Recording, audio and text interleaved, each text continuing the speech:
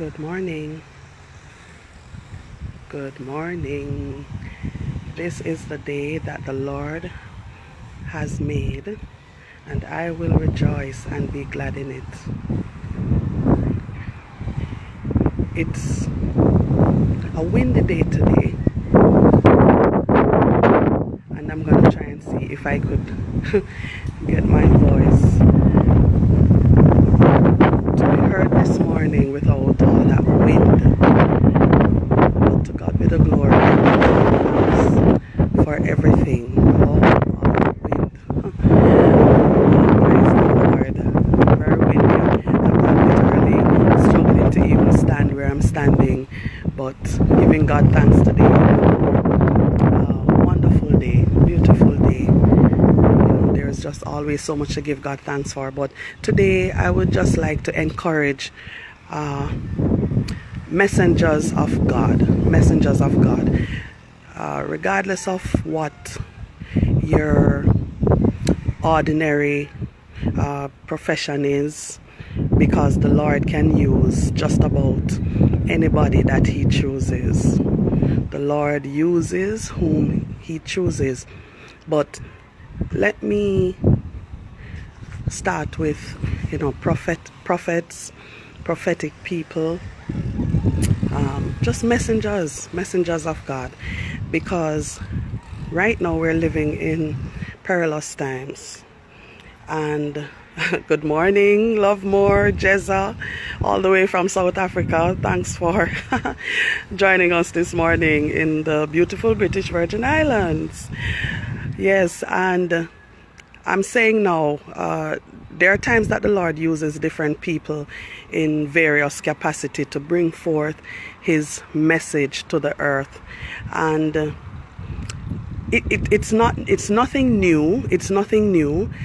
In the for example, in the Old Testament, there were prophets and there were messengers, just like today. And what we find though is that now that we're living, I'm pretty sure in those days they had rough times as well, but the Lord would communicate with earth through these people. And in those days you saw signs, you see wonders, you saw miracles, and persons would be awed by what God was doing. Well, such is it today. And we do have many persons who are being used by God. But this is what I would really like to say today. I was reading the book of Ezekiel chapter 2, and some of you would maybe already be familiar with that passage, but if not, you could turn to it. And in Ezekiel chapter 2, the Lord was addressing Ezekiel. He was commissioning him. He was sending him with a message to the children of Israel, whom the Lord described as rebellious, whom He described as stiff-hearted, or if we want to say stiff-necked. And today, we are dealing with a world that has become very callous, very hard. I don't know if I should say it has become, or it has always been that way, but every day, we know that things tend to escalate. But in the midst of it, the Lord would speak to His people, or He would speak through His messengers, and He would send warnings, He would send words of comfort, He would send words of instruction. Every single thing that we need is available in God. And what I find is that in this world that we live today, persons, regardless of how we feel about things at time, we cannot, and let me repeat that, we cannot forget God. We cannot forget God. He is the author and the finisher of our faith. So back to Ezekiel. Now, what the Lord was saying to Ezekiel is, look here, I'm sending you to these rebellious people, this rebellious house of Israel. And I need you to go, I need you to speak, whether they hear or they forbear. All right, whether they hear or they forbear, do not look at their faces. Do not look at their faces. Sometimes the message that is coming forth from the Lord, it's not all, ice cream and cherry on the top. It's not always good. And while there are times that the Lord sends words of comfort, He sends words of healing, He sends words to build up.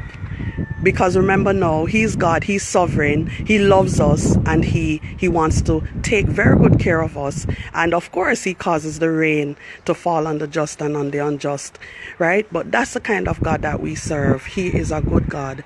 And from time to time, He sends His people to us. But do we listen? No. We don't.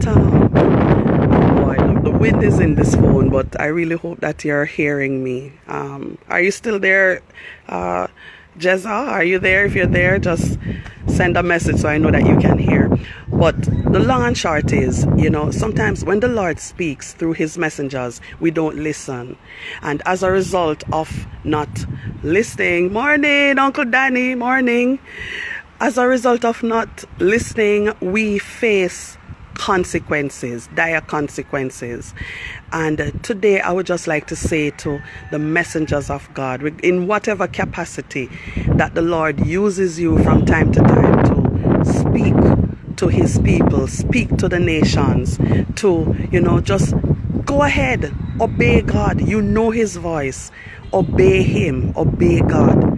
Do not look at the faces, right? The Lord told Ezekiel that, I know that you are between thorns, and I know that, you are right there in the middle of scorpions, but do not let that deter you. That's really what, the voice of God was saying. Do not let that deter you. Do not be dismayed. Do not become frightened. Right? Because of reactions to the message or whatever it is that the Lord has given you to share with His people. Right? It's important for us to understand that, because there are so many times that persons allow intimidation to silence the voice of God. And that cannot work. Not in today's world. When the Lord speaks, He's serious about what He's saying, and it is for our warning, it is for our knowledge, it is for our comfort, it is whatever it is. Because even in a very stiff rebukes come out of love, the love that God has for us, and He does not want us to perish in our sins or in our ways. And there are times that He would send a message and say, look, straighten up in this area. It's not because He wants to kill us, right? It's because He loves us. Good morning, Debs. Morning.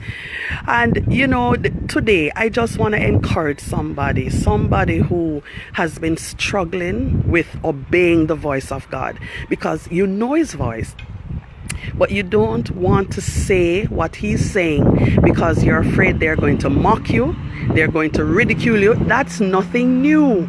That's nothing new. Even in church, our church on Sunday, our pastor read from Matthew chapter 5, and he was talking about, happiness and being blessed and all of that. And we came to a point in the passage where it says, happy are those who mourn. It's like happy are those who are sad, which he described as a paradox, which it really is. It's an oxymoron. It's like two opposing things happening at the same time, right? And we saw it there that if you are being persecuted, happy are you. Happy are you if you're being persecuted. Now, you'd say, what's there to be happy about that? Because Jesus Himself said, so persecutest the prophets before you. So that's why I'm saying it's nothing new. Don't be dismayed. Don't get frightened, right? Do not. Jesus Himself, the greatest prophet that ever lived, He was constantly pursued. He was persecuted. He was hated. But he came with a mission. He came for a purpose, and he fulfilled that purpose. And it's because he fulfilled that purpose why we have salvation today. If he had given up, we would have nothing to sing or write home about, right? And to God be the glory. Good morning, Sister Mary. Good morning. How are you today?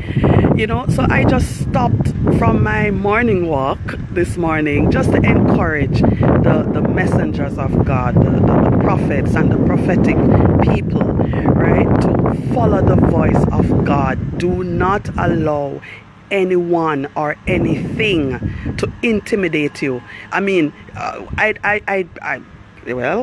told it's prophesied all the time, Diane, you're a prophet. No, I don't necessarily call myself that, but at the end of the day, I can say that I know the voice of God. And what I'm saying to you is from experience, where sometimes you get a word, or you have a message, and you're running it by God. You know, you're running it through him again, and you're going like, it's not like you're even second guessing, but you're like, God, make sure, because once you open your mouth and you release that, it better be from God. And that's why I'm saying, if God never said, I said this before, if the Lord didn't say it, we cannot say that he said.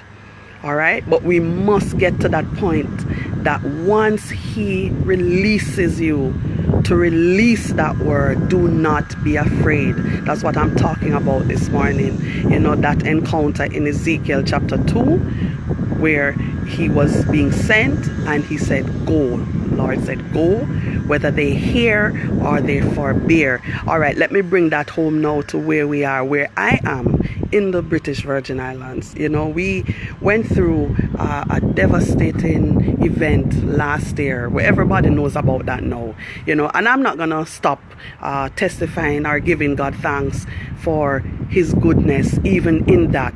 And we were hit hard. I'm standing now at the Queen Elizabeth II Park, and there were days, some of you would remember when I used to walk through this park, it was nice and pretty and beautiful, and I'm seeing everything coming back, but you can